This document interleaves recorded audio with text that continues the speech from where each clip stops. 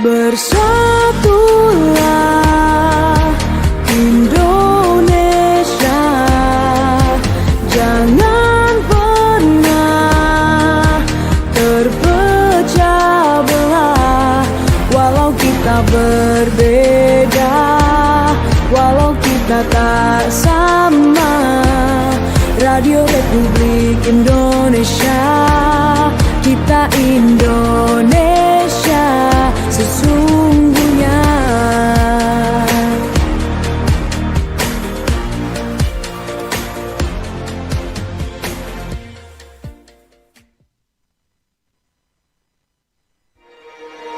Bersatulah Indonesia, jangan pernah terpecah belah. Walau kita berbeda, walau kita tak sama, Radio Republik Indonesia, kita Indonesia sesungguhnya.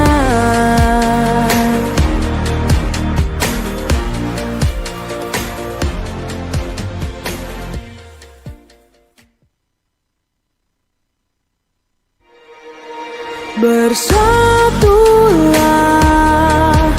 Indonesia, jangan pernah terpecah belah. Walau kita berbeda, walau kita tak sama, Radio Republik Indonesia, kita Indonesia sesungguhnya.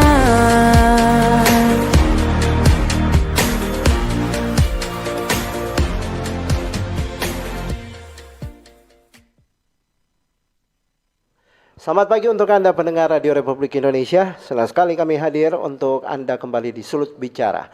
Kita berbicara tentang transportasi. Ini menjadi salah satu sorotan RRI terkait dengan bagaimana kemudian kesiapan transportasi yang ada di Sulawesi Utara sehubungan dengan Hari Perhubungan yang ke-55 tahun 2025 ini yang dilaksanakan pada tanggal 18 September 2025 lalu. Serentak upacara dilaksanakan dan sebenarnya tanggal dari Hari Perhubungan ini jatuh pada tanggal 17 September ya.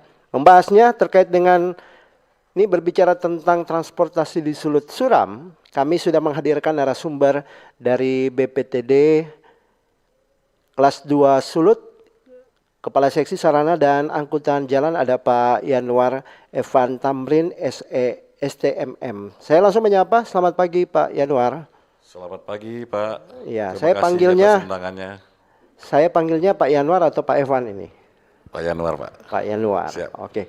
Nanti kami akan terhubung juga bersama dengan narasumber kami yang lain pendengar berbicara tentang transportasi. Ada akademisi program studi teknik sipil Unika Sugijo Pranata dan Wakil Ketua Pemberdayaan dan Pengembangan Wilayah Masyarakat Transportasi Indonesia atau MTI Pusat. Ada Pak Joko Setiowarno. Selamat pagi Pak Joko. Selamat pagi. Iya. Pak Yanuar, pagi Pak. Pagi Pak. Ini mendengarkan suara saya dengan baik di sana Pak? Suara kedengaran? Oke, ini dalam pesawat atau lagi dalam bus ini Pak? Lihat dari Bapak di link Zoom ini. Pagi Pak. Oke, baik. Selanjutnya nanti kami akan membahas dari pihak kepolisian juga turut bersama-sama dengan kita lewat Zoom. Ada Ibda Bilova Globse ya, SAMH, jabatan sebagai Kanit Kamsel Satlantas Polresta Manado. Sudah terhubung juga lewat Zoom. Selamat pagi Pak. Dari Satlantas, selamat pagi Pak. Baik. Suaranya bisa terdengar dengan baik suara kami di sana, Pak. Pak Bilova.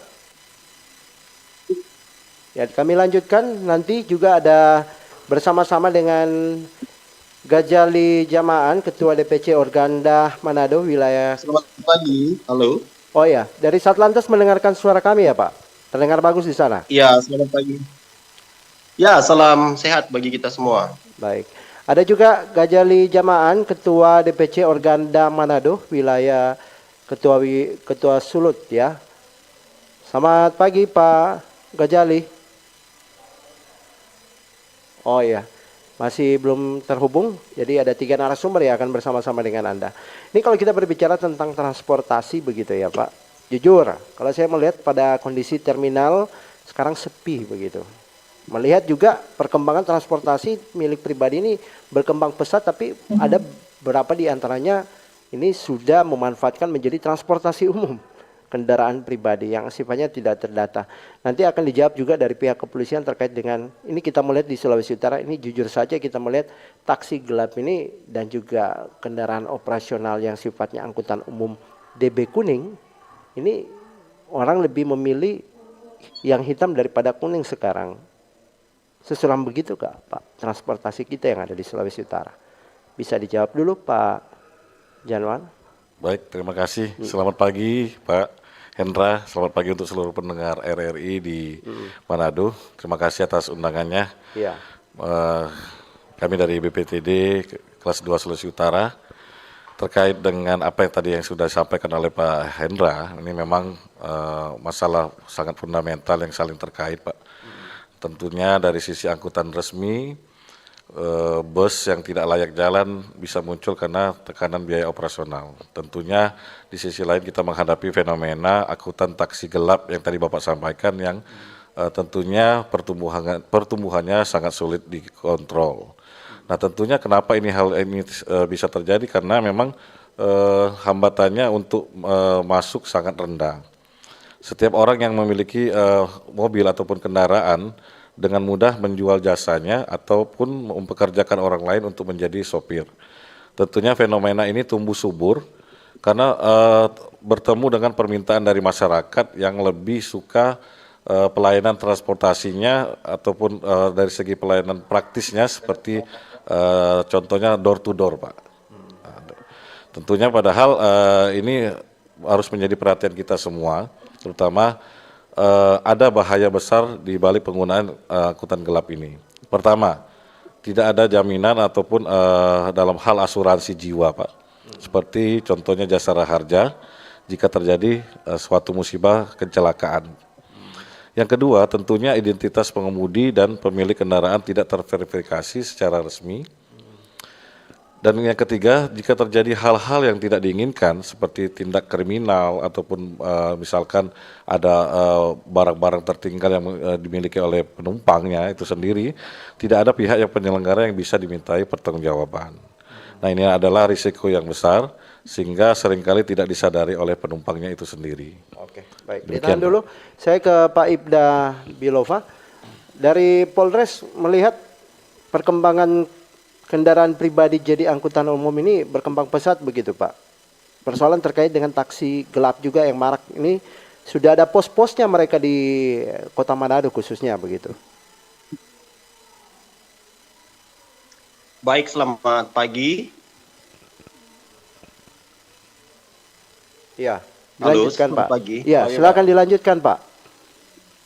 Ya, dari kami Satlantas Polresta Manado menilai untuk kendaraan taksi gelap atau pencarian lewat taksi yang mangkal di beberapa titik di lokasi tertentu di Kota Manado khususnya, bahwa sebaiknya kita menggunakan moda transportasi yang sudah ditentukan berdasarkan aturan hukum, baik angkutan umum berbasis mikrolet, bus, ataupun moda transportasi lainnya. Karena aturan yang mengikat pada taksi gelap tersebut belum ada regulasi yang mengatur operasional pencarian lewat taksi gelap tersebut. Jadi sebaiknya kita masyarakat khususnya dapat menggunakan moda transportasi tersebut yang sesuai dengan aturan yang sudah diberikan oleh Kementerian Perhubungan lewat Perhubungan Kota Manado dan lainnya. Sehingga apa yang harus dilakukan oleh masyarakat itu bisa memilih yang tepat sasaran untuk mereka tumpangi atau transportasi apa yang harus kita semua gunakan yang baik, yang aman, dan yang terlindungi. Pak Bilova, mungkin saya bertanya lagi nih terkait dengan penindakan ya. Kalau kita dilihat dari pihak kepolisian begitu, memang banyak ya Pak? Atau langsung ditindaki ketika memang ditemukan bahwa ini kendaraan pribadi dijadikan kendaraan umum dalam hal untuk taksi gelap ini, begitu? Iya, kemarin kami melaksanakan operasi melihat layak tidak layaknya ketentuan-ketentuan yang mengatur tentang taksi gelap tersebut ya, di mana ya itulah ada inisiatif dari mereka sendiri untuk orang Manado bilang mencari nafkah lewat taksi gelap. Jadi kami melaksanakan himbauan, menegur dengan humanis kepada pengendara ataupun sopir-sopir taksi gelap yang ada di Manado. Kami hanya sebatas menghimbau, memberikan pengertian tentang aturan hukum yang mengatur tentang transportasi umum. Sekian Bapak. Oke, tapi banyak ya Pak yang beroperasi dari kendaraan pribadi ini menjadi taksi gelap dalam hal mencari duit untuk kebutuhan mereka begitu? Ya benar, benar sekali. Untuk wilayah khususnya Kota Manado, bahwa taksi gelap yang ada di beberapa titik di pusat Kota Manado ini, mereka benar-benar ya ingin mencari, bahasa Manado ya, mencari, mencari nafkah, mencari makan Bapak. Jadi kami datang dengan baik menyampaikan secara humanis tadi saya katakan ya, agar mereka dapat memahami ketentuan-ketentuan tentang aturan-aturan mengenai transportasi umum khususnya. Jadi mereka harus benar-benar memahami ya, memahami. Jadi dikembalikan lagi kepada mereka sebagai sopir agar bisa mengerti dan mengetahui apa yang menjadi maksud kami sebagai polisi khususnya lalu lintas Polresta Manado datang kepada mereka. Pasti itu mereka sudah mengerti dan memahami. Himbauan, ketentuan, aturan yang harus kami sampaikan kepada mereka agar tidak terjadi suatu hal apapun apabila ada penumpang yang naik. Efek-efek yang terjadi apabila terjadi, mohon maaf ya, apabila terjadi laka lantas ataupun terjadi hal-hal yang tidak diinginkan. Kerugian siapa yang mau tanggung apabila tidak diikat dengan aturan hukum, aturan tentang berlalu lintas yang baik dan yang benar. Begitu Bapak. Pak Bilova, kita beralih ke MTI, Pak Joko di sana. Pak Joko, mendengarkan suara saya di sana, Pak? Ya, kedengaran. Nah, Pak Joko, ini mungkin sedikit melihat tadi ada pembahasan dari apa yang dikatakan oleh BPTD atau dari Kementerian Perhubungan dan juga pihak kepolisian. Sebenarnya kalau dari masyarakat transportasi Indonesia melihatnya seperti apa kondisi kalau kita berbicara di Sulawesi Utara ini maraknya juga taksi-taksi gelap yang kendaraan umum tidak berizin begitu. Tapi banyak beredar dan akhirnya ini mematikan juga kendaraan yang sifatnya resmi begitu. Dan kalau kita melihat juga kondisi yang lain mengenai transportasi ini akhirnya membuat juga situasi di tengah kota atau mungkin transportasi antar kota maupun antar provinsi ini agak jadi semraut begitu. Seperti itu Anda melihatnya Pak, silakan. Iya, memang taksi gelap itu tidak hanya di Sulawesi Utara ya, di Jawa juga banyak seperti itu kan ya. Dan mungkin kalau kita mengatakan tuh dan taksi gelap tapi angkutan-angkutan yang ilegal lah gitu ya. Nah, keberadaannya itu memang karena disebabkan kondisi angkutan umum kita tuh makin memburuk. Dan itu juga terjadi di banyak kota di Indonesia. Makanya sekarang programnya bagaimana kita membuat pembenahan angkutan umum. Selama angkutan umum kita tidak bagus, ya orang juga kesulitan menggunakan pencari angkutan umum, ya muncullah seperti ini. Apalagi tindakan-tindakan yang diberikan pada angkutan gelap ini juga minim sekali, tidak seperti dulu. Ditambah juga hasil riset kami, ya, beberapa waktu yang lalu dengan Dirjen Perhubungan Darat juga, ini aktivitas ini terkadang ya dibagi oknum-oknum juga aparat penegak hukum, itu yang jadi persoalan. Ya. Kayak sekarang di Manado sendiri dicoba tahun depan ya, itu adalah salah satu kota yang nanti akan mendapatkan bantuan untuk stimulan membenahi angkutan umum ada di kota Manado. Itu nanti salah satu PR dari BPTD, Pak Yanuar dan teman di sana.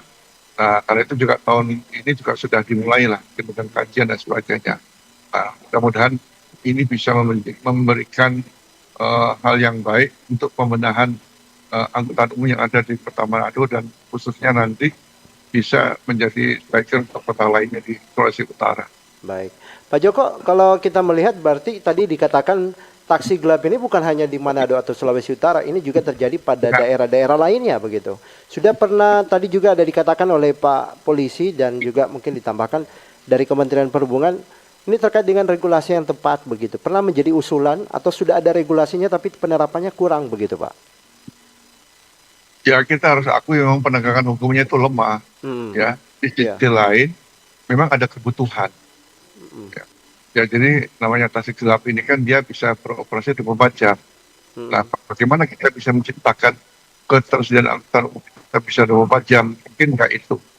Jangankan 24 jam yang ada sekarang pun angkutan umumnya, ya mungkin kita juga malas untuk menggunakannya kan, karena kondisinya tidak begitu nyaman. Nah, sekarang tugas pemerintah, ya bagaimana menciptakan angkutan umum itu menjadi nyaman. Itu yang menjadi tantangan lah. Karena bagaimanapun angkutan umum itu adalah kewajiban negara, bukan beban. Iya, betul. Ini yang menjadi persoalan di daerah, di mana kepala daerah sendiri banyak yang tidak mau untuk memenuhi angkutan umum seperti itu. Oke, baik. Oke, saya bilang sekarang tahun depan ada 4 kota masuk Oke. Sayang sekali Pak, agak sedikit kurang kedengaran begitu suaranya, tapi kita pending dulu Pak. Saya ke Kementerian Perhubungan. Kita berbicara di sini terkait dengan transportasi di Sulut. Ini suram. Suram artinya bukan kita melihat pada segi untuk transportasi pribadi dijadikan kendaraan umum seperti taksi gelap begitu ya. Tapi operasional dari terminal dan juga ini juga terkait dengan kelayakan kendaraan terhadap orang lebih cenderung ke taksi gelap karena memang saya melihat pada bus-bus umum, kalau mungkin bus trans atau apa memang fasilitasnya memang tidak diragukan begitu. Tapi kalau melihat pada bus-bus yang lain, ini sudah karatan, tidak layak jalan begitu. Ini beresiko juga bukan hanya pada busnya, tapi penumpang pada busnya, tapi juga pada transportasi lain begitu Pak. Apa itu juga menjadi salah satu yang menjadi indikator akhirnya kita dikatakan suram begitu Pak. Baik, Ya. terima kasih Pak Silakan Hendra. Pak Januar. Ya. Ya, tadi apa yang sudah disampaikan dari pihak Satlantas, dari Pak Joko juga. Jadi memang permasalahan transportasi khususnya di wilayah Sulawesi Utara ini memang butuh kita bekerja secara keroyokan Pak. Istilahnya bahu-membahu kerja bersama-sama. Intinya seperti itu.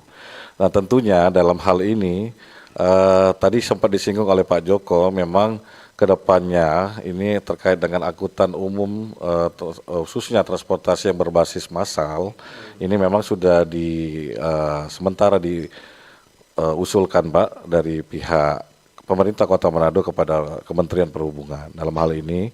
Nah tentunya inilah nanti yang akan berdampak kepada transportasi yang murah, nyaman dan memang pelayanannya memang yang dimaksimalkan ya. Itu contoh kendaraannya itu sejenis kendaraan bus, bus by the service BTS. Ini sudah diterapkan juga di beberapa wilayah kota juga tadi. Nah untuk wilayah Kota Manado mudah-mudahan dalam waktu yang tidak lama lagi untuk angkutan umum BTS ini sudah bisa dioperasikan. Ini sementara dalam proses Pak. Nah kami hubungkan kembali tadi dengan pertanyaan Pak Hendra ya. Tentunya dalam hal penegakan hukum memang terus kami perkuat karena bukan hanya dalam hal ini pihak kepolisian saja, kami dari BPTD juga melakukan penegakan hukum, tentunya yang bisa kami lakukan di wilayah terminal tipe A, karena memang menjadi kewenangan kami, Pak. Nah, ada beberapa hal yang perlu kami tegaskan. Pertama, terkait dengan teman-teman operator ya, operator kendaraan, khususnya kendaraan bus ataupun kendaraan-kendaraan transportasi yang beroperasi di Sulut ini, sesuai dengan amanat undang-undang itu terkait dengan retribusi untuk uji kendaraan KIR telah dihapuskan, Pak. Nah, tentunya pelayanan uji kelayakan kendaraan ini dalam hal saat ini memang sangat diutamakan dalam hal untuk menguji bagaimana kendaraannya, mulai dari uji kelaikan maupun dari uji beberapa alat-alat pendukung fasilitas persarananya di transportasi di kendaraan. Nah, tentunya terkait dengan hal ini, apa tujuan dari kami pemerintah pusat dalam hal ini Kementerian Perhubungan, yaitu meringankan beban operasional dan menghilangkan alasan finansial bagi operator untuk tidak melakukan uji KIR, Pak. Yang kedua, sebagai konsekuensinya, pengawasan kami di lapangan menjadi lebih intensif. Ini sifatnya bukan sekedar semacam sidak ataupun lainnya, karena setiap hari petugas kami di seluruh terminal tipe A wilayah di Sulawesi Utara ini, kami melakukan sebelum beroperasinya kendaraan itu kami melakukan ramcek, Pak, ramcek kendaraan terhadap bus ya, bus kendaraan khususnya yang beroperasi sebelum diberangkatkan. Tentunya terkait hal ini kami berkolaborasi juga dengan teman-teman dari pihak kepolisian terkait juga dengan peningkatan untuk penindakan di jalan. Mungkin itu yang dapat kami sampaikan, Pak. Intinya kami dari pihak Kementerian Perhubungan tentu dalam hal ini BPTD Sulawesi Utara dalam hal untuk pengawasan ini kami memang sangat memaksimalkan terkait dengan apa yang sudah menjadi kewenangan kami khususnya di Sulawesi Utara ini, terutama di terminal tipe A yang memang menjadi kewenangan kami. Demikian. Terminal tipe A yang ada di Sulawesi Utara seperti di mana ini, Pak? Posisi-posisinya lebih supaya agar masyarakat memahami begitu. Oh, ini dari Kementerian Perhubungan, ini dari Dinas Perhubungan begitu. Baik. Terkait dengan terminal tipe A yang beroperasi di Sulawesi Utara ini ada 4, Pak. Yang pertama terminal tipe A Malalayang. Oh iya. Yang kedua terminal tipe A Tangkoko di Bitung. Yang ketiga terminal tipe A Bolaang Mongondo di Lolak. So ada ya.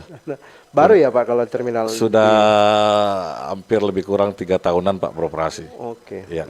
Dan yang terakhir di terminal tipe A Boroko, Pak, di Kabupaten Bolaang Mongondo Utara. Di perbatasan, Pak. Baik. Ya, kasih. Oke, kami sudah terhubung dengan Pak Gajali selaku dari Organda. Selamat pagi, Pak Gajali. Pak, mungkin suaranya bisa, yang lagi mute bisa di-on-kan begitu. Suara Pak Gajali dari Organda. Pak Gajali.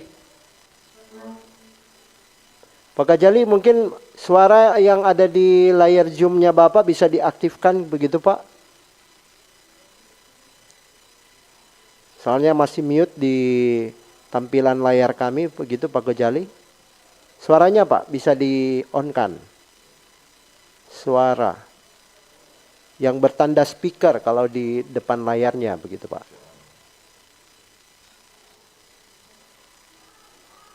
Belum kedengaran. Sambil kami menantikan, ini kami ke Pak Joko dulu. Pak Joko, selamat pagi, Pak. Dilanjutkan lagi nih, Pak Joko. Ya, Pak Joko, ini ada sifatnya kan kalau kita melihat pada kendaraan yang tadi disampaikan, kendaraan umum yang berlabel berizin, tapi standar kelayakan kendaraan ini yang menjadi dicermati begitu dari Kementerian Perhubungan. Apakah itu juga harus lebih ditegaskan begitu, Pak? Pak Joko, silakan, Pak.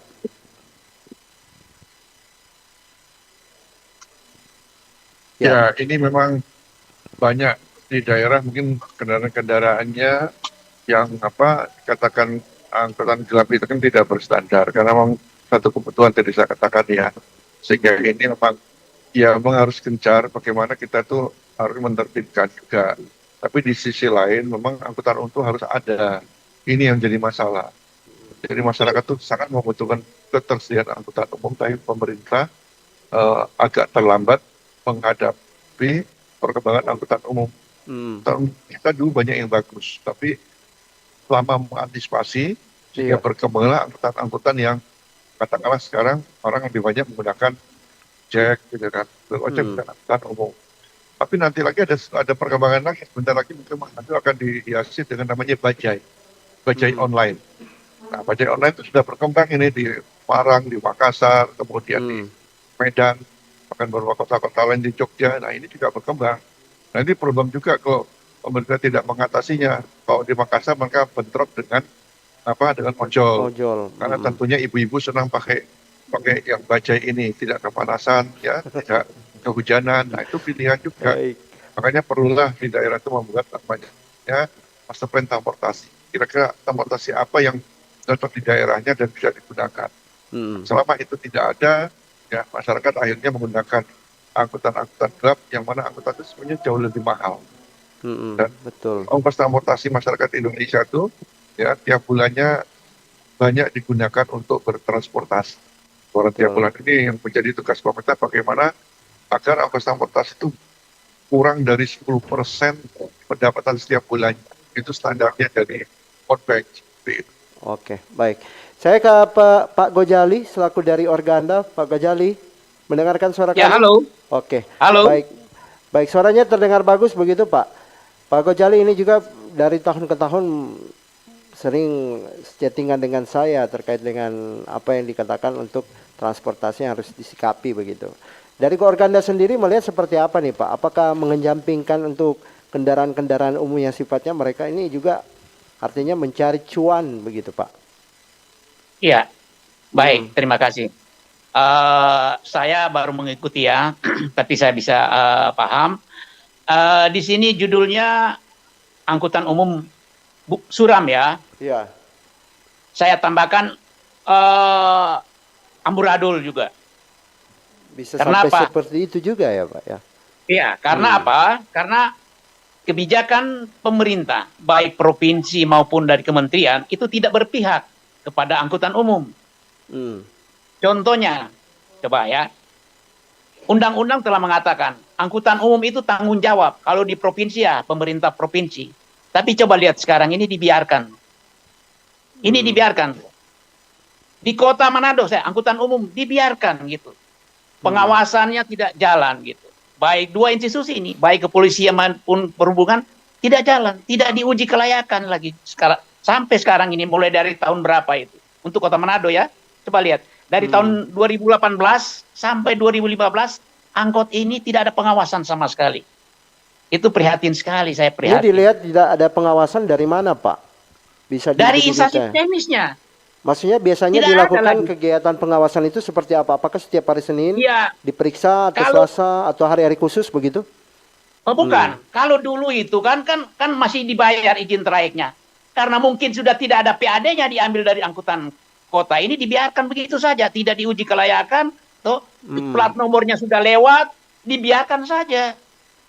Kirnya sudah tidak pernah diuji, dibiarkan saja.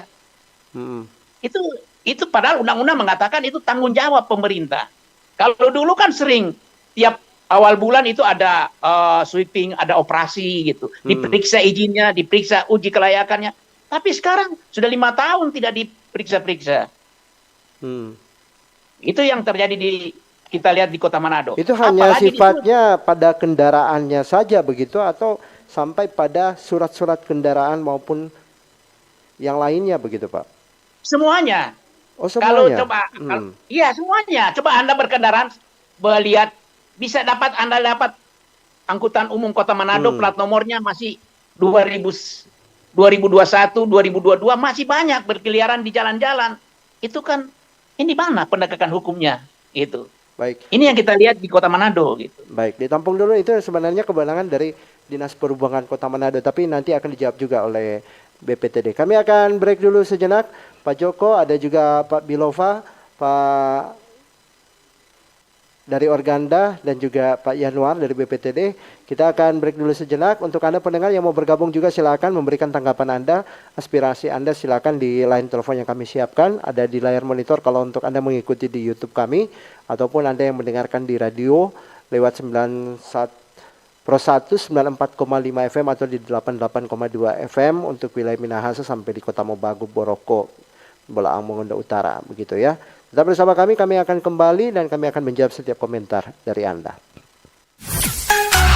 Kanal informasi dan inspirasi Pro 1. Selamat datang di era digital baru.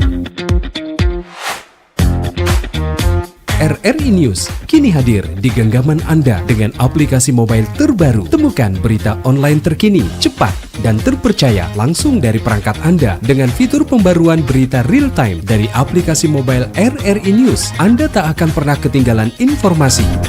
Nikmati kemudahan akses berita nasional dan internasional, berita terpopuler, dan video berita terbaru kapan saja dan di mana saja. Dilengkapi dengan teknologi terkini, aplikasi mobile RRI News memberikan pengalaman membaca yang lebih baik. Dapatkan notifikasi berita penting langsung di layar ponsel Anda. Jelajahi kategori berita yang Anda minati, mulai dari politik, ekonomi, budaya, hingga olahraga. Anda juga bisa berbagi berita penting kepada teman dan keluarga melalui media sosial dan aplikasi pesan, menjaga Anda tetap terhubung dengan dunia di sekitar Anda. Memiliki jaringan lebih dari 80 microsite tersebar dari Sabang sampai Merauke, serta memiliki tren pembaca yang semakin meningkat. RRI News menghadirkan liputan berita terlengkap dan terkini dari seluruh Indonesia. Unduh sekarang di Google Play dan App Store aplikasi mobile RRI News, membawa dunia ke dalam genggaman Anda.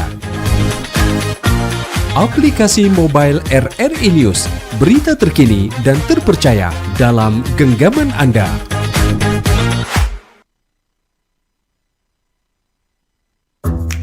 Wih, keren banget nih. Katanya ada obat herbal bisa mencegah sakit gigi seumur hidup. Ada hoax tuh. Widih.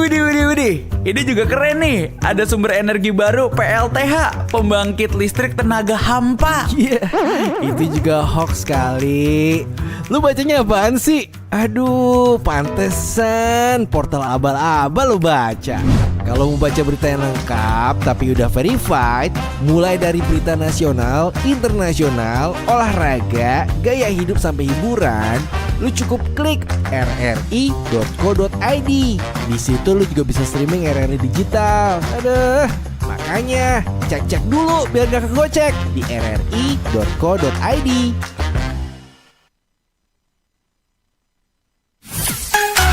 Kanal informasi dan inspirasi Pro 1. Kita membahas terkait dengan transportasi. Kalau tadi di pagi tadi ada masyarakat kita menyampaikan opini mereka terkait dengan fasilitas mikro, juga itu harus ditata ya, terkait dengan ini kendaraan mikro yang tidak berstandar lagi, bahkan menyiksakan penumpang untuk menikmati perjalanan ketika menggunakan transportasi tersebut. Dan juga ada dari masukan-masukan dari opini publik kami, dari masyarakat yang mengatakan bahwa perlu ada yang namanya regulasi yang tepat begitu untuk mengatur transportasi kita. Kita kalau melihat pada beberapa daerah atau di negara-negara yang maju begitu, transportasi walaupun masyarakatnya kesana kemari sibuk dan apa semua, tapi transportasinya memang benar-benar diberikan kenyamanan kepada masyarakat. Walaupun secara teknisnya tidak tahu seperti apa juga kendala-kendala yang lain begitu. Nah, sebab itu Anda bisa bergabung juga bersama kami di line telepon yang kami siapkan, dan juga Anda bisa memberikan tanggapan Anda di YouTube kami. Kami sudah tersambung dengan pendengar. Selamat pagi RRI. Halo, selamat pagi. Ya, selamat pagi dengan Pak siapa? Di mana Pak? Dengan Ferdi yang ada di Motoling, Kabupaten Minahasa Selatan. Oke, Ferdi, Motoling, Minahasa Selatan. Silakan Pak, dipersingkat ya Pak. Oke, selamat pagi kedua narasumber ya, dari Organda sama Kementerian Perhubungan ya. Iya, betul. Oh, ya. Saya selaku masyarakat saja yang dulunya pengguna transportasi umum. Kalau sekarang tidak? Tapi sekarang sudah tidak, dan pernah coba pada 2-3 tahun yang lalu itu naik mikrolet. yang di tengah kota. Mm-mm. Yang permasalahan di sini modifikasi, Pak. Orang Manado bilang so bikin ceper. Istilah kurang 5 jari so, itu. Setelah naik, mogok-mogok lagi ketika tuh naik tanjakan sedikit nggak mampu. Jadi sebagai masyarakat kembali lagi ke regulator, pemerintah lah. Pemerintah lah itu dalam hal ini mungkin Kementerian Perhubungan yang membuat kebijakan lah. Terus ada ketegasan seperti Bapak dari Organda bilang, bukan lagi cuma amburadul. Sampai-sampai kata ini sopir dan punya kendaraan itu muram. Karena sudah tidak ada pendapatan. Jadi sebagai masyarakat, buatlah kebijakan yang betul-betul memihak kepada masyarakat lah. Dalam hal ini kan banyak penumpang yang mengeluh. Ini tidak layak jalan, kok dibiarkan. Apalagi ada wacana dengar-dengar dimasukkan apa itu kendaraan bemo, beca atau bajai. Kalau sebagai saya, maaf ya, saya kurang setuju. Karena apalagi kalau dia cuma 20-25 juta DP harga, paling banyak yang berbondong-bondong akan beli. Ketika so padat, mau kemana kan lagi itu? Pasti kurang kendaraan lebih banyak dari penumpang. Kami sudah Nanti tangkap lagi jadi maksudnya amburadul. Pak Ferdi di Minahasa Selatan ya. Dan kami bacakan yang lain untuk yang berkomentar di YouTube. Apakah masyarakat kurang berminat menggunakan angkutan umum ataukah armada yang tersedia terbatas? Mungkinkah pihak berwenang kurang pekah dalam mengatur hal ini? Dari Lembah Baliem ya. Terima kasih untuk Serendipity atau apa nih tadi? Bisa dikembalikan tadi operator? Oke, dari Lembah Baliem. Terima kasih untuk tanggapannya. Dan Serendipity, izin Pak, masalah angkutan umum ini luas dan melibatkan banyak pihak. Perlu koordinasi yang presisi antara Kementerian Perhubungan, Balai Jalan di Suborganda, Polantas, Samsat dan instansi teknis lainnya mungkin ya. Makasih, terima kasih. Dan kami tampung dulu 3 pertanyaan ini ya. Untuk Anda yang mau bergabung, ditahan dulu. Akan dijawab langsung oleh narasumber terkait dengan apa yang dikatakan oleh Pak Cliff. Kalau terkait dengan mikrolet atau kendaraan umum di Kota Manado itu Dinas Perhubungan. Karena kita mencakup di sini membahas terkait di Sulawesi Utara. Manado menjadi bagian dari Sulawesi Utara. Mungkin sedikit saja yang disampaikan oleh Pak Januar terkait dengan kendaraan mikrolet juga angkutan umum. Dan tadi ada Organda yang sempat terpending terkait dengan ini bukan cuma suram lagi begitu Pak, tapi lebih ke dalamnya lagi begitu. Pak Januar mungkin ditambahkan sebelum kita akan ke Lantas maupun dari akademisi, ada Pak Joko. Baik, terima kasih Pak Endra, terima kasih para penanya tadi yang sudah menyampaikan. Yang pertama memang terkait dengan transportasi di Sulut yang suram ya, suram dan tadi agak ada ditambahkan bahasa amburadul Pak ya. Amburadul. Ya memang itu tadi Pak, kembali yang saya sampaikan di awal terkait masalah transportasi tadi, khususnya di Sulawesi Utara ini perlu kita bekerja secara bersama-sama Pak, seluruh stakeholder yang terkait, terutama bagaimana kita memberikan solusi yang terbaik ya kan. Karena memang perlu banyak dan memang sudah banyak pekerjaan rumah yang belum bisa kita selesaikan satu persatu. Nah, dalam hal ini Kementerian Perhubungan, kami khususnya BPTD Sulawesi Utara ini selalu berkoordinasi dan bersinergi dengan teman-teman di Dinas Perhubungan terkait dengan kurangnya minat daripada masyarakat ya terkait dengan ingin menaiki ataupun angkutan umum. Nah, ini memang juga ini kondisi realnya memang seperti itu Pak, kondisi realnya. Tapi kami dalam hal instansi yang membidangi teknis ya terkait dengan transportasi ini sudah mempunyai kewenangan masing-masing Pak. Ini juga amanah Undang-Undang 23 tahun 2014 mohon maaf tentang pemerintahan daerah. Contoh seperti ini Pak, terkait dengan kewenangan terkait uji kelayakan kendaraan, khususnya di Dinas Perhubungan Kabupaten Kota. Untuk pelaksanaan uji kir ini kan masih dilaksanakan oleh teman-teman dari Kabupaten Kota Pak. Nah tentunya memang betul tadi Pak, dari Organda sampaikan memang terkait dengan pelaksanaan uji kir ini, karena kan uji kir ini kan sudah digratiskan Pak. Digratiskan. kepada untuk memudahkan, intinya memudahkan pengusaha-pengusaha, ya, pengusaha dan para angkutan operator, umum, ya, para operatornya.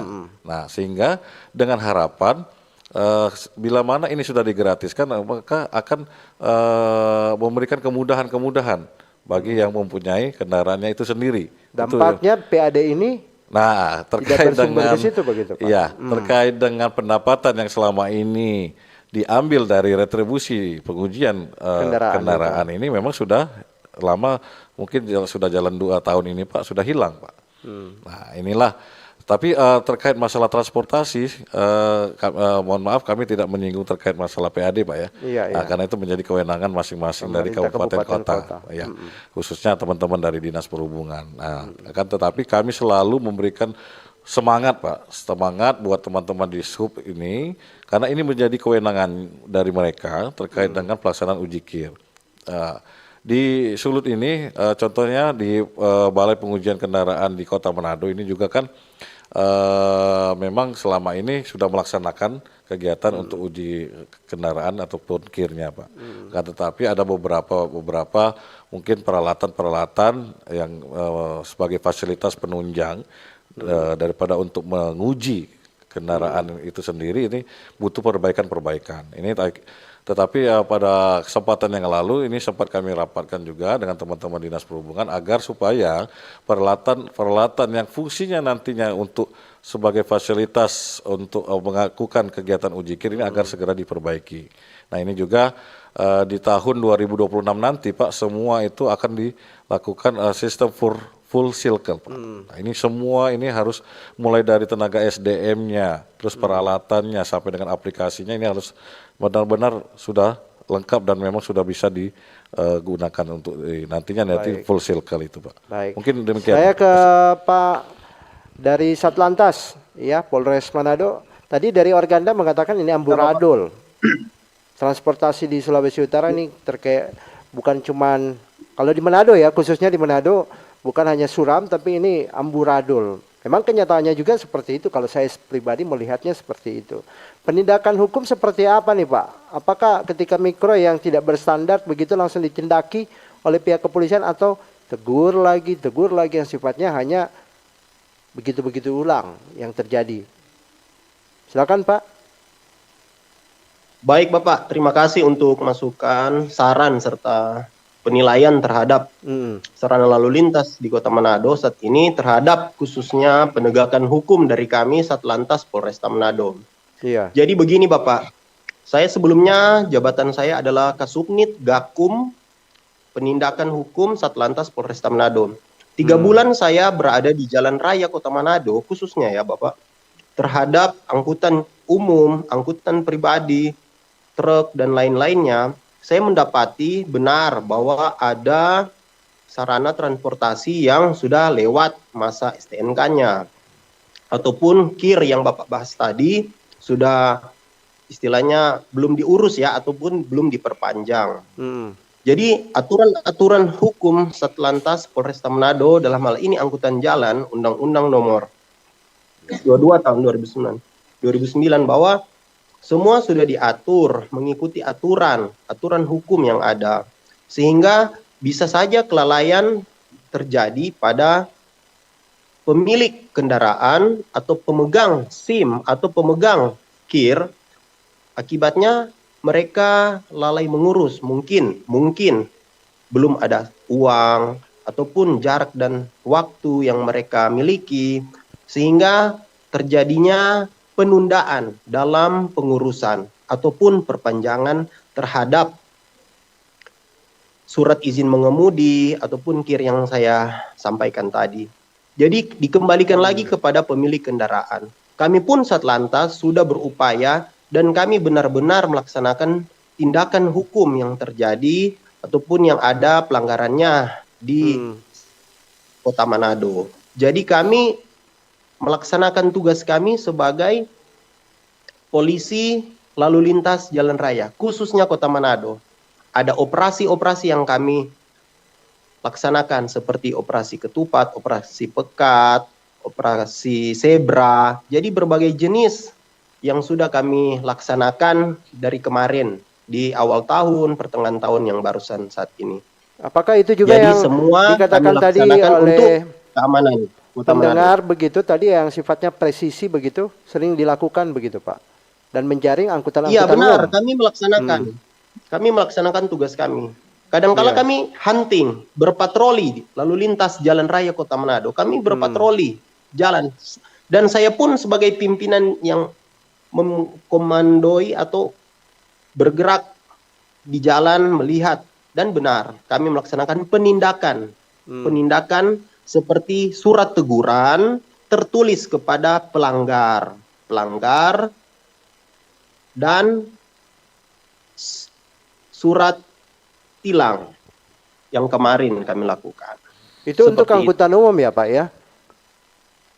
baik Bukan pada angkutan umum, pengendara, yang angkutan roda sifatnya dua, pada umumnya ya, bukan angkutan umum. pada umumnya. Baik. Jadi kami polisi lalu lintas Polres Manado sudah bekerja dengan sebaik-baiknya untuk keamanan, kelancaran, ketertiban masyarakat Kota Manado. Baik. Jadi dikembalikan lagi kepada pemilik kendaraan, begitupun dengan pengendara lainnya. Jadi Baik. Kami tahan perlu. dulu Pak. Untuk selanjutnya ini kita berbicara tentang transportasi, ada juga terkait dengan tadi ada yang bertanya tentang presisi, ada juga ini terkait dengan regulasi tadi juga dikatakan oleh Pak Gojali dari Organda, ini terkait dengan bukan cuma suram tapi ini lebih ke dalam lagi begitu. Saya ke beberapa juga ini ada yang banyak sudah bertanya di komentar di YouTube ya. Di sini ada juga dari Lembah Bilem RRI. Saya kira RRI Manado tidak membahas soal mobil, tapi hari ini bicara soal kenapa angkutan kota yang angkutan rakyat mati di Sulut. Apakah masyarakat yang malas naik angkot atau armada nggak ada begitu? Ini ditanyakan. Kalau kita berbicara tentang transportasi pasti identik dengan kendaraan atau mobil ya. Dan ini jangan-jangan katanya ada Pemdanya tidak pekah mengatur begitu ya. Yang tadi lanjutannya, kalau tadi ada yang presisi, ini ada dari rasa alasan angkutan umum sudah jarang digunakan. Kira-kira perkembangan teknologi yang semakin modern, jumlah angkutan umum sekarang yang tidak seimbang dan bersaing dan bisa membingungkan masyarakat yang jarang naik angkutan umum. Baik, kami baca lagi ya, karena sehubungan di sini banyak yang bertanya lewat komentar YouTube. Sementara waktu tidak mencukupi. Pertumbuhan ekonomi di Sulut bagus kalau transportasi umumnya juga bagus. Kalau sekarang transportasi darat di Sulut Suram berat apa nih? Ekonomi kurang bagus atau apa ini ya? Karena masyarakat kita boros dengan kendaraan pribadi. Oke, terima kasih untuk Tina Justina. Gisel Salideo, ini kita pengguna setia Mikrolet. Semoga ada koordinasi yang baik dari semua stakeholder karena masalah ini menyangkut kepentingan umum. Dan kalau boleh narasumber datang langsung ke studio pas dialog. Baik, masukan yang baik ya untuk yang bergabung memberikan pertanyaan. Ada Tina juga ini, komitmen kepala daerah, DPRD dan dukungan semua pihak yang menentukan. Baik. Ini terkait transportasi. Saya kemarin mengikuti Hari Perhubungan yang berbicara tentang bakti transportasi untuk negeri. Artinya ini disampaikan langsung oleh Presiden Prabowo melalui Menteri Perhubungan Pak Budi Purwagandi begitu ya. Dan di situ hal yang positifnya adalah transportasi adalah nafas bagi kita sekarang ini, bukan lagi sekedar infrastruktur saja, tapi sudah menjadi nafas kehidupan masyarakat setiap hari, khususnya yang ada di perkotaan, gitu ya. Menjawab tadi saya ke Pak Joko dulu. Pak Joko ini lebih memberikan masukan bagaimana kemudian transportasi kita lebih bukan lagi suram begitu ya Pak, atau amburadul, tapi kita lebih menciptakan solusi supaya benar-benar percepatan ekonomi betul-betul seperti yang diwacanakan oleh Presiden Prabowo. Ini benar-benar sampai pada asta-citanya begitu, dan bagaimana juga kita memanfaatkan transportasi umum itu sesuai dengan apa yang diatur lewat regulasi. Harganya yang lebih murah tapi orang lebih memilih yang mahal-mahal begitu karena cepat dan juga praktis. Sementara angkutan umum itu murah tapi jarang digunakan, akhirnya sifatnya terbiar begitu. Dibiarin begitu saja begitu, Pak. Silakan Pak Joko. Ya, baik. Jadi sebenarnya kalau lihat kondisinya tidak jadi Sulawesi Utara ya, di semua kota ini itu angkutan-angkutan kita yang angkot katakanlah itu rata-rata usianya sudah di atas 10 tahun, bahkan mungkin ada yang 20 tahun. Ya, ini juga di Bogor juga mau dihilangkan juga menjadi persoalan sosial. Tapi tidak bisa tidak saya bilangkan bahwa angkutan untuk kewajiban pemerintah. Saya sering ke Manado juga, tapi sudah setahun ini nggak ke sana. Saya lihat di Manado masyarakatnya itu masih mau menggunakan angkutan umum. Ya, angkotnya masih ada. Makanya itulah yang harus dibina sehingga nanti angkutannya jauh lebih baik. Kita bisa menciptakan dengan pemerintah bagaimana angkutan umum itu nyaman, ya, nyaman. Sopirnya itu dapat gaji bulanan, tidak seperti sekarang sistemnya setoran. Makanya ciptakan dengan skema pembelian layanan. Iya. Itulah yang nantinya insya Allah tahun depan di Manado itu sudah ada. Kita sudah punya contoh yang bagus kalau angkutan umum di Jakarta. Itu contoh idealnya. Terlepas masih macet, tetapi angkutan umumnya sudah cukup bagus untuk kota Jakarta yang sudah setara. Kita ciptakan seperti Jakarta itu di banyak kota di Indonesia. Salah satunya ya di Manado. Nanti kalau Manado sudah bisa bagus, bisa ditiru daerah-daerah lainnya. Tapi ini tentunya Kementerian Perhubungan juga harus bekerjasama dengan Kementerian Dalam Negeri. Tidak bisa tidak, ya. Jadi nanti kalau Manado itu ada, diajarlah teman-teman Organda ini. Jadi jangan mereka itu nanti dimatikan, tidak dilibatkan. Sering terjadi adanya pengusaha-pengusaha baru. Nah, pastinya teman-teman Organda ini ada aja bukan lagi nanti bagaimana mengoperasikan dan itu butuh investasi. Makanya perbankan juga harus membantu. Baik, Pak Joko Ya. mungkin bisa Gitu. lebih memberi masukan begitu, membantu sekaligus juga mungkin memproses terkait dengan prosedur-prosedur dari pemerintah bagi kepentingan transportasi di daerah kita begitu, Pak. Iya, Pak. Pak Joko. Pak Joko di sini mungkin barangkali ya masyarakat transportasi Indonesia ini juga untuk membantu sekaligus memproses prosedur pemerintah bagi kepentingan transportasi di daerah, itu juga dilakukan oleh MTI begitu, atau Bapak selaku akademisi juga di dalamnya? Iya. Iya, begini. Jadi memang ini dari 514 Pemda daerah se-Indonesia, itu kami catat baru 35 yang menggunakan APBD-nya. Nanti kami berharap ya daerah-daerah juga bisa tanpa pusat juga. Contohnya ya Kota Palu. Palu itu APBD mereka cuma 1,8 triliun. Tapi wali kotanya itu punya kemauan. Sekarang di Kota Palu itu ada 4 koridor tanpa bantuan pusat. Cukup dengan APBD-nya, kalau nggak salah dia alokasikan sekitar 15 miliar untuk per tahun. Saya kira Manado juga mampu lah. Manado dengan Palu kan APBD-nya lebih besar Manado itu kan ya. Tapi ini oleh pusat dulu lah untuk membantu, memberikan stimulan, kemudian bagaimana mengoperasikan. Setelah itu 3 tahun ke depan nanti bisa mandiri dan bisa menambah koridor lagi. Ini nggak salah rencana Manado itu ada 2 koridor tahun 2026. Ya. Nah, ini menjadi pionir untuk di Sulawesi Utara. Semoga bisa berkembang nanti ke kota-kota lainnya. Baik. Mungkin paling terakhir sebelum kita akan mengakhiri, karena kita sudah berada di bagian akhir, Pak Joko, kita melihat pada skala nasional dulu ya Pak, sebelum kita ke Sulawesi Utara pada khususnya begitu. Apakah Sulawesi Utara termasuk masyarakatnya ini transportasinya baik atau buruk, atau ada skala untuk bagaimana reward 10 besar kota atau kabupaten atau provinsi yang transportasinya disebut baik begitu Pak? Iya, jadi kalau saya lihat Manado ini masyarakatnya masih mau menggunakan angkutan umum. Mumpung dia masih mau, marilah segera diganti dengan angkutan yang lebih baik sehingga nanti masyarakat bisa makin banyak menggunakan angkutan umum dengan kualitas jauh lebih baik. Nanti insya Allah di Manado itu seperti Jakarta lah. Jadi angkutan umumnya itu pakai bus, mungkin minimal sedang saja di sana, tapi berpendingin, lebih murah dan dapat subsidi. Baik. Dan mungkin biayanya ongkosnya lebih murah lah. Oke. Gitu ya. Baik. Mudah-mudahan nanti kita bisa beri contoh yang yang bisa segera terrealisasi di Kota Manado tahun 2026. Baik. Ini sudah ada masukan barangkali menjadi target juga dari Kementerian Perhubungan di sini begitu ya Pak, supaya benar-benar transportasi di Sulut ini masih ada banyak yang menggunakan transportasi umum sebagai transportasi untuk mereka beraktivitas.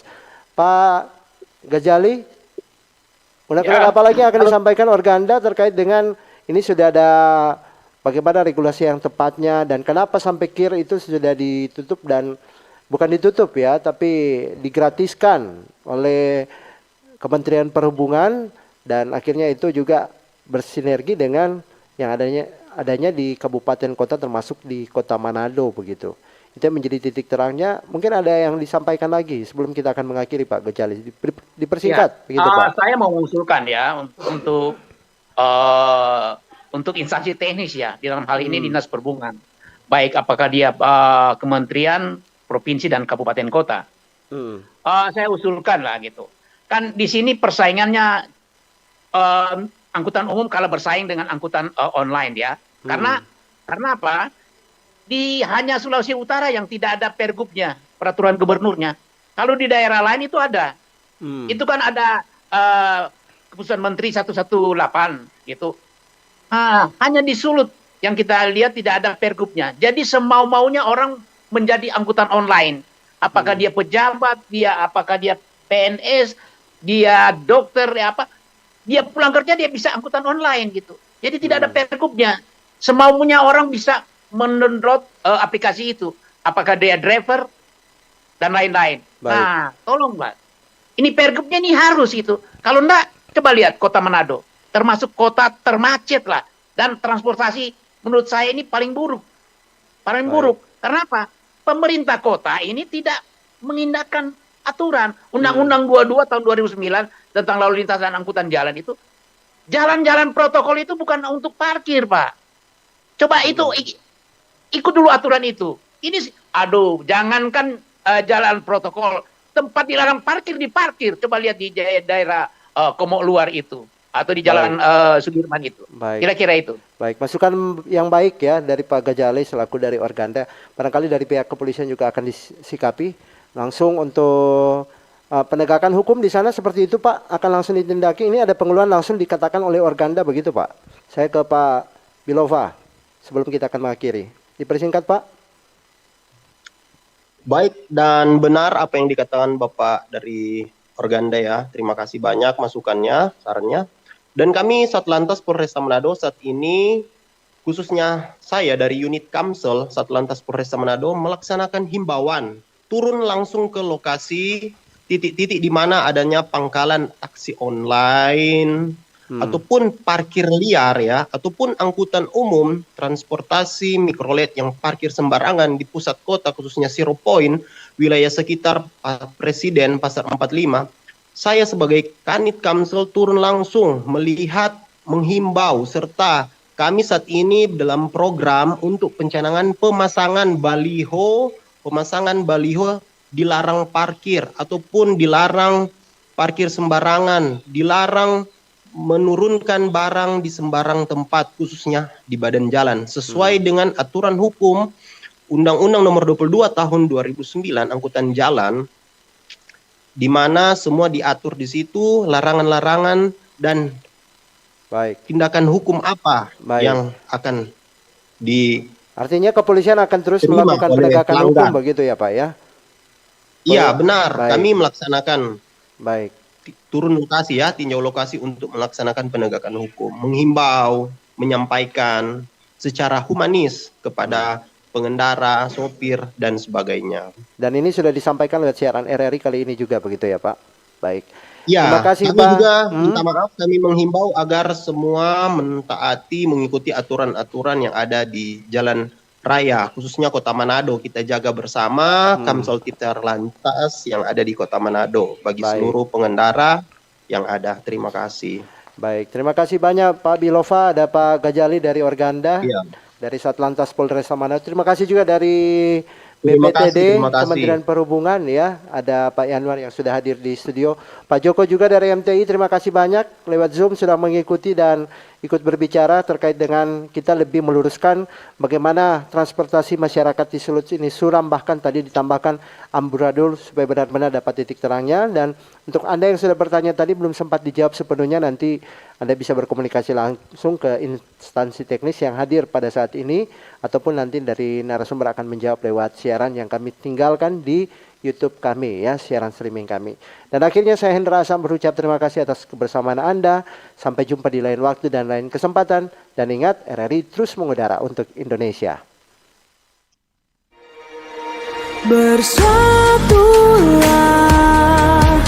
Indonesia, jangan pernah terpecah belah. Walau kita berbeda, walau kita tak sama, Radio Republik Indonesia, kita Indonesia.